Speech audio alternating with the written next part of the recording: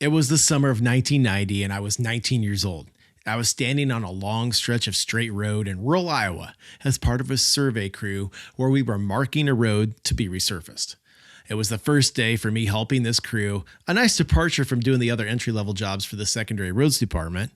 Carl was my boss, and he was walking briskly towards me, and he was furious. And as he got within 20 feet or so, he started shouting, "Quit screwing around! Pay attention! Get your head out of your rear!" Except he used, shall we say, some more intense and colorful words. I stood there bewildered as he tore me apart. What happened next was a great learning experience for me, and it's actually become an effective illustration that I get to use in my business when I'm speaking about healthy communication and unhealthy communication.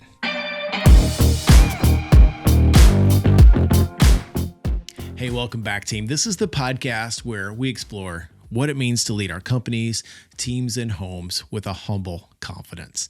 And this is the Coach's Corner. And these are these episodes where I have a chance to pass on some wisdom that I've picked up from my own experiences, things I've learned from my coaches, things I've read in books or heard on podcasts, and also just things I've learned from my work with clients.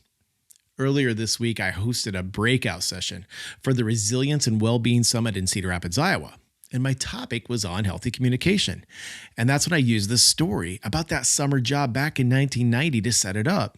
And it's something I want to share with you today as we talk about being approachable.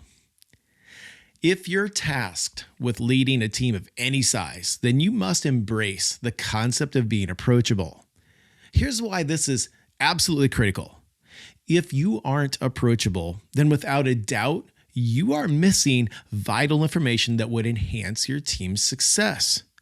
When you're approachable, you gain respect from team members. You'll have more open dialogue. It reduces the amount of mistakes that occur. And you'll even see improvement in productivity. Additionally, you'll have a team that feels more cohesive. And here's the best part. You'll see that it instills confidence in others. Now, likewise, when you're unapproachable, you're not approachable, basically the opposite is happening. Communication is incomplete. People are afraid to make decisions on their own. There are more mistakes just overall, and it reduces morale and lowers productivity. So being approachable, honestly, it's a no-brainer. But let's talk about some factors that might limit your approachability for others. All right, the first one is this. Number one, you are moody. Moody people are up and down, and this creates this feeling of Dr. Jekyll and Mr. Hyde from your team. They don't know which version they're going to experience from you from day to day, and it causes them to ask, what mood is James in today? Is this a good time to talk about that problem we keep having? And when people realize that today is not a good day because you're in one of those moods, well, they just keep limping along, which will impact your customer satisfaction, team morale, etc. Two big things that you just can't afford to compromise on. Now, the second way it's a factor is you lack control over your emotions. If you're known for losing your temper, it will create a sense of fear and apprehension amongst your team. And you can be certain that others won't come to you as frequently or with as much detail because they don't want to get yelled at or they don't want to endure your meltdown. A wise CEO once explained his approach, which is to never get too high during the highs and to never get too low during the lows. Number three, you give off that vibe. Okay, you know what I mean here. You say things like, my door's open. You can always come in and talk to me.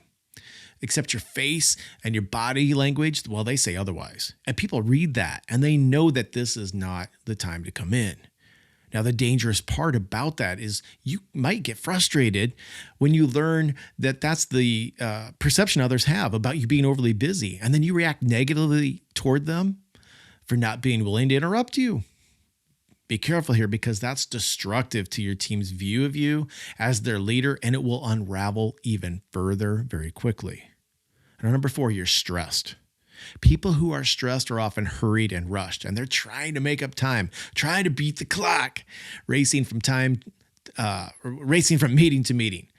A stressed boss creates a stressed team, and it will prevent people from communicating openly with you.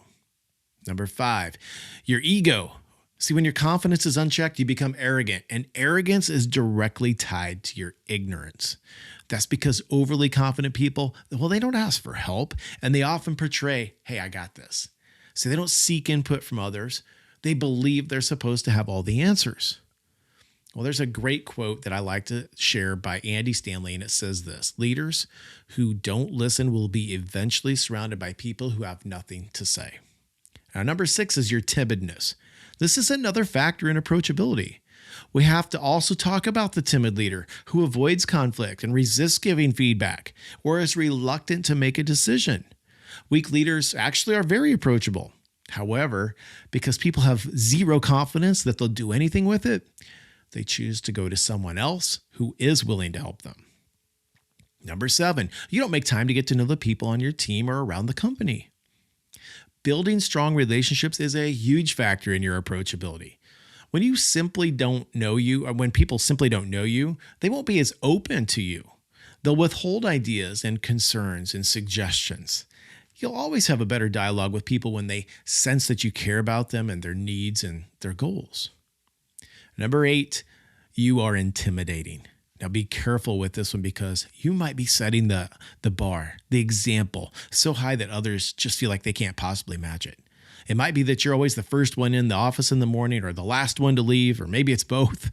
It could be that you set the bar of quality and excellence so high that whatever you produce seems like it can't be matched, and people wonder, how do you consistently pull that off? Hey, these aren't bad. In many cases, this is great. This is awesome. But a humble and confident leader realizes that at times they have to show their vulnerabilities and their weaknesses.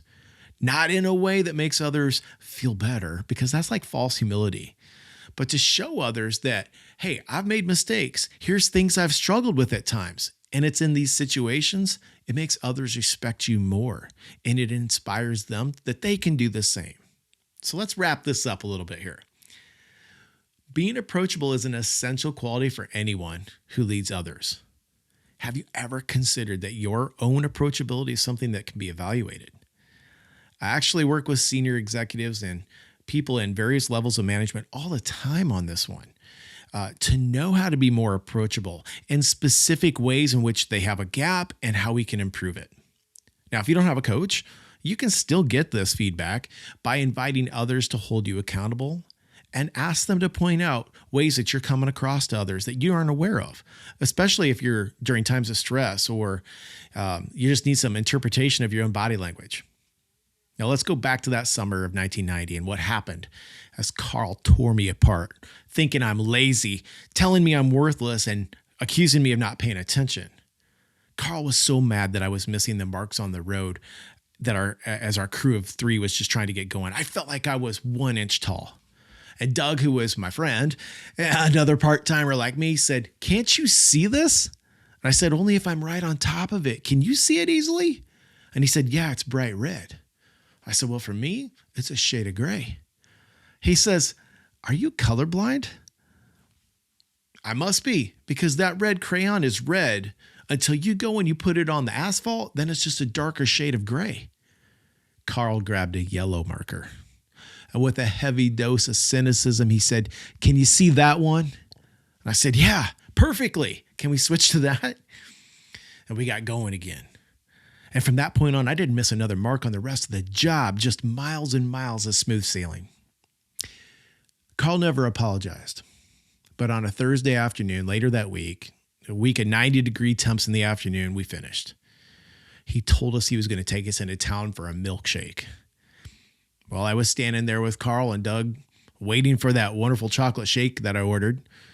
Carl says, "You did a good job this week." That was it. Nothing more was said. In that moment, it was enough.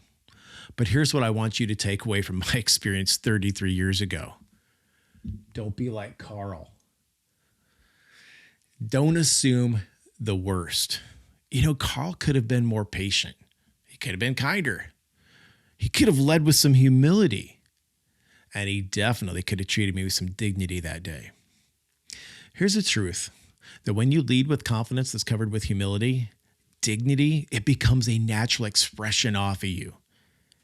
See, not everyone has it, but if you're listening to this podcast, I'll bet you do. I'm James, and I'm blessed to partner with leaders to build purpose-driven organizations that are filled with talented people doing exceptional work on the most important things. And as always, I want to thank you for coming along on this journey with me where we learn together. And I'll see you again on the next episode.